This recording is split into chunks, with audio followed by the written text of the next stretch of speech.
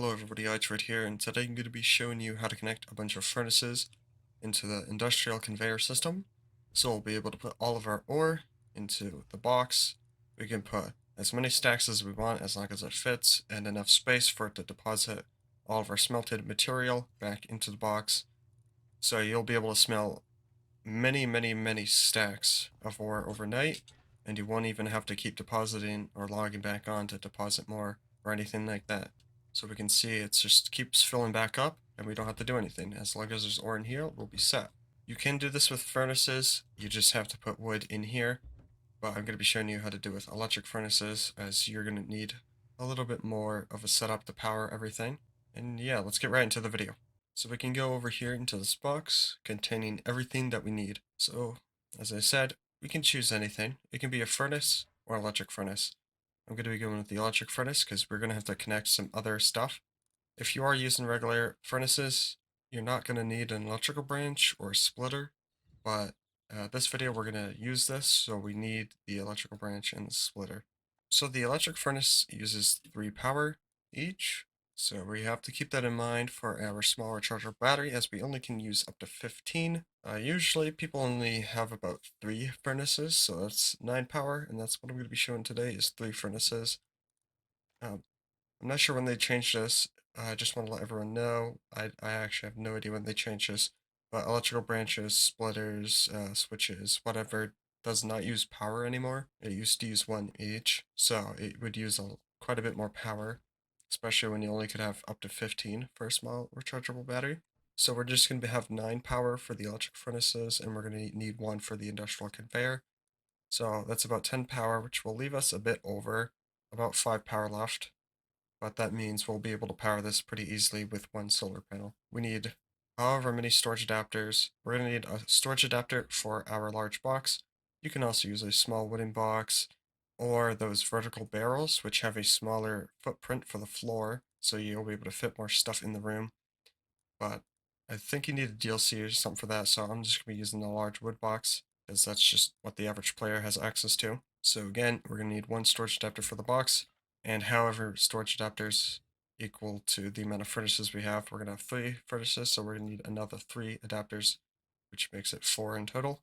We're going to need an industrial conveyor, a switch just to turn everything on and off. Technically you don't need it, but we're just going to use it. We just need a power source. We're just going to use a small rechargeable battery, as it's pretty small. We're going to need the electrical branch and a splitter. We're going to need the wire tool and the pipe tool, and that's everything we're going to need. So let's get these furnaces placed in. Now the regular furnaces are pretty similar in size, so if you can fit 3 of these furnaces, we could fit regular furnaces. So if you are able to, well, we could fit this further into this corner like that. We could fit 3 regular electric furnaces right here. You can put these storage adapters in the front. If you're using regular furnaces, they go on the top. You just have to look at the top and you'll see it. Now we can slap this battery anywhere, but real quick, we can get the pipe tool here. And we have an industrial in and an industrial out. We're going to go to the first furnace here and use the industrial out to go to the in, and out here to the next one. So it's just flowing all together. So we can fit our box. We're just going to slide on as far as we can. Now you can customize wherever you want to put anything, anywhere you want. But in this case I'm showing you, this will give you more than enough room to put down a garage door. And this box will not be in the way. So we can take our last storage adapter and put it on top of the box right here. We can get a wrench or a pipe tool, and then take the industrial out.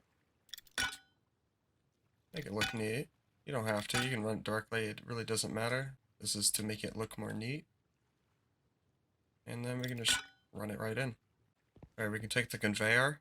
If you accidentally rotate it, you just want these buttons at the bottom.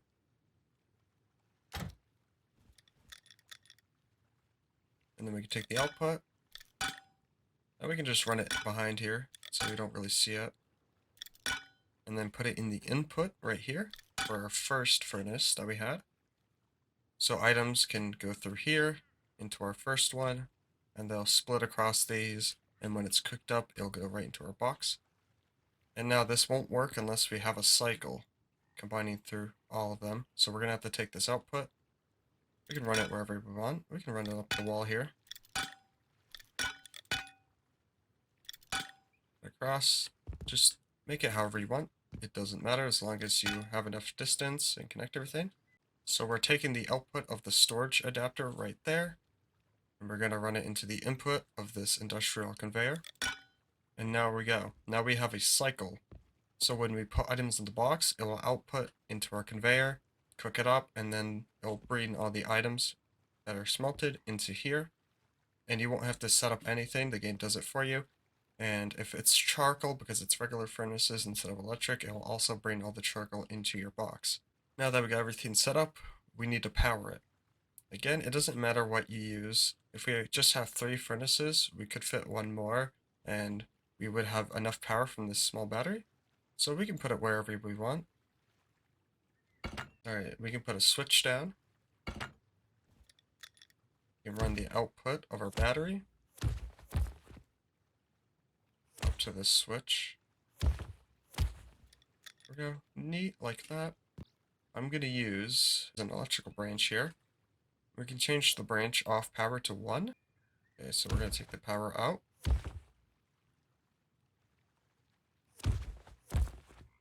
And then power in. We're going to take the branch out right here. Now there is going to be a lot of inputs. It's not showing the bottom ones here because I can't connect it this way. But there is a lot. We don't have to worry about any of them. We're just going to be using the power in on the left here.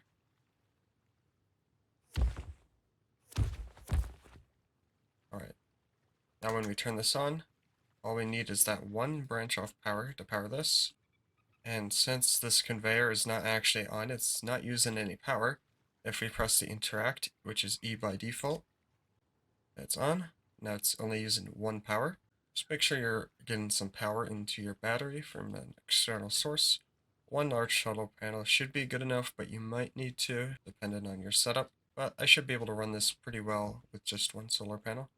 We can connect the splitter.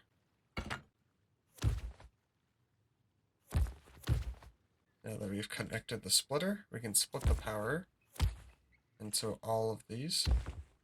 Now, assuming you're facing the front of the electric furnace, it will be in the back to the right.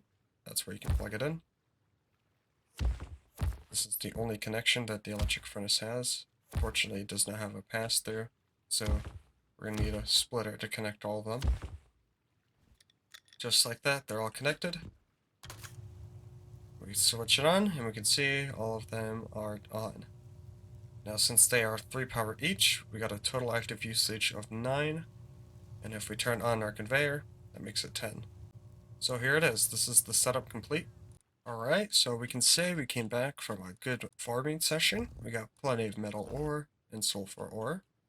All we need to do, quickly just put it all in there. Hover loot is the easiest way to just slap it all in there. All we need to do now, flip it on. Make sure your conveyor is turned on. We can see it's green, so we're good to go.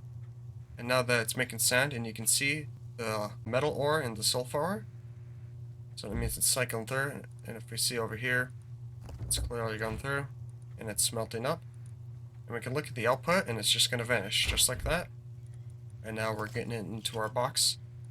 Now, if we don't like the way it's sorting for us, we go down here and drop everything just like this. You don't have to do this, but if you just want everything to sort. So if we can just imagine this becomes full, it's just going to put it in another slot down here. Just like that, so it won't put it up here until all these are full first. If you found this tutorial useful, please like and subscribe. And before the video ends, I would like to give myself a little promotion to my Rust server, Rusty Newbies Solo Duo Trio. You could search it here. You might have to put show empty if there's no players, but it looks like we got 3 players in it right now. If you for some reason can't connect, I have the client.connect and the IP address. You can just paste it into the F1 console. So if you're a complete noob or you're trying to learn the game, you can join my Rust server if you want to get some practice. So yeah, thank you guys for watching, and I'll see you all later. Peace out.